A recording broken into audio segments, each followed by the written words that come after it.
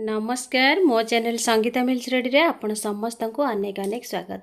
एबे तो हमर पणस सीजन चली आउ वर्षक थरे आम ये पणस ही खाई था कहीं ये पणस रे ही आम बहुत प्रकार रेसिपी बन खाई था। पणस बहुत ही भल लगे खाइबा आ जल्दी जल्दी बनई खातु ना या पणस पाचिगले आम एमती रेसिपी आउ पाइबानी।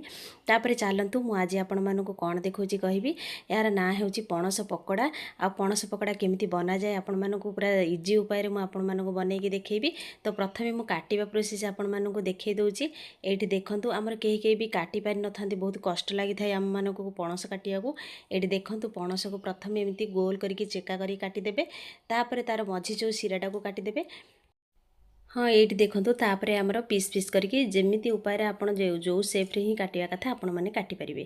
तो ये देखो मुझे आउ गोटे आपण मानक काटिकी देखी दूची। हाँ या पूर्व मुझे आपण मानक कही रखुची हाथ में पूरा तेल लगे ही काटे। आ बिल्कुल भी देखिए अठा जो पणस बाहरी थाए से अठा आमर जमा भी लगभग। ये देखो मुझे सब पणस को यही भाव में मुझे सेप्रे ही काटी दूची। आ काटिबा बहुत ही सहज मु आपण मानक देखै दूची। आगुरु भी मुझे काटिबार वीडियो ही छाड़ी आपण मैंने चाहिए जाकि मो चैनल सर्च करी देखि परिबे। तो ये देखंतु हाथ में बिल्कुल देखंतु अठा लागेनी। तापर आमे सब पणस को ये काटिकी नहीं आसिले ताको भल भाव में 2 ରୁ 3 थर एमती धोईदबा, तार अठा पड़ेबो आ बहुत भल देखा जिवो। तापर आमे छाणिकी कोन करबा, एठी गोटे मु प्रेशर कुकर नहींची ताको टिके सिझेइबा को छाड़िबा। तो सेति पय मु एठी प्रेशर कुकर रे दे देइची। आ बेसी सिझेबेनी, गोटे हुइसिल ही देबे। तो बेसी सिझेले भल लागिबनी। तापर आमे कोन करबा, एठी हळदी दे देबा, हळदी आ लूण देकी ताको आमे गोटे हुइसिल पर्यंत बसई देबा। तापर देखंतु एठी मु फाइनली आपण मानकु देखै दउची। तो सिझिला परे एठी देखंतु एमिति ही सिझेबे, बेसी सिझेबेनी, बेसी सिझेले भल लागिबनी। एठी देखंतु तापर मु तार पानी को पूरा छाणिकी पके देइची। तापर छाणिकी ताको पणस को मु नै आछि। एठी वर्तमान पणस रे आमे दे देबा अदा रसुण पेस्ट 2 चमच दे देबा। मु एठी 2 चमच अदा रसुण पेस्ट देइची। तापर आमे कोन करबा, एठी मसला पाउडर सब दबा। तापर आमे जेमिति मसला दियंती हळदी गुंड दबा, एठी हळदी गुंड देइची। तापर लंका गुंड दबा। एटा मु काश्मीर रेड चिली पाउडर नैची। आ कलर बहुत बढ़िया आसीबो। फूड कलर देबा अपेक्षा आमे काश्मीर रेड चिली पाउडर दबा, तार स्वाद भी बढ़िया लागिबो आ कलर भी बहुत बढ़िया आसीबो। तापर एठी आमे स्वाद अनुसार लूण दे देबा। लूण दे सारा पर एठी मु देइची सब्जी मसला। सब्जी मसला देले बहुत बढ़िया लागिबो, टेस्ट भी लागिबो।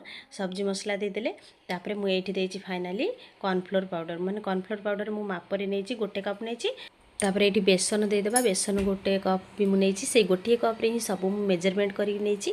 तापर आमे कोन करबा, एठी धळा राशि गोटे चमच दे देइची। आ बढ़िया देखा जिवो, खाइबा भी मध्ये बहुत भल लागिवो। आ मसला सहित देखंतो एमती सब भल भाव रे गोळे की ताको आमे 10 मिनिट पूरा छाडी देबा।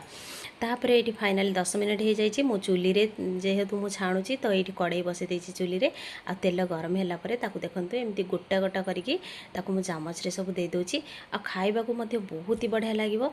आउ जदी भल लागुथाय ताहले मो चैनल को लाइक करिवे, शेयर करिवे और सब्सक्राइब करिया को जमा ही भूलिबेनी। आ साइड रे थिबा बेल आइकन को दबाई देबे, जहा फल कि आपन पाखरे नुआ नुआ नोटिफिकेशन आपन मानक पाखरे पहुंची जिवो। तो ये देखंतु फाइनली मोर पणस पकोड़ा रेडी हो जाइए। एठी सॉस लगे कि आपन माने खाई परिबे, बहुत टेस्ट लागिवो। फाइनली एठी हमर पणस पकोड़ा रेडी हो जाइए। रहुची, नमस्कार, बाय, जय जगन्नाथ।